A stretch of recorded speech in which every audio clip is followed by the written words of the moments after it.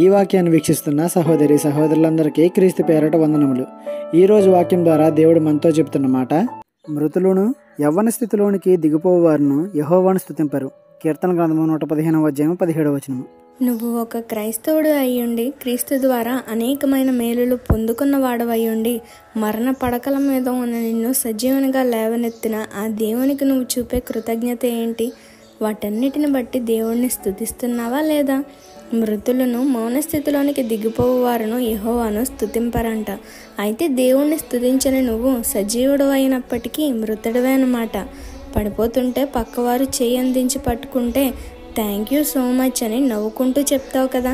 మరి నీ జీవితాన్ని కట్టిన దేవుణ్ణి, రక్తం ఇచ్చి కాపాడిన దేవుణ్ణి, నీకు కావలసినవన్నీ సమకూర్చిన దేవుణ్ణి స్తుతించడానికి నోరు రాదే?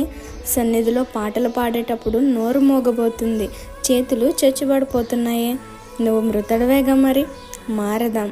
జీవితాన్ని ఇచ్చిన దేవుణ్ణి మనసారా స్తుతించడానికి ప్రయత్నిద్దాం. ఈ చిన్న సువార్త పరిచర్యలో మీ సహోదరులు. God bless you. ఆమేన్.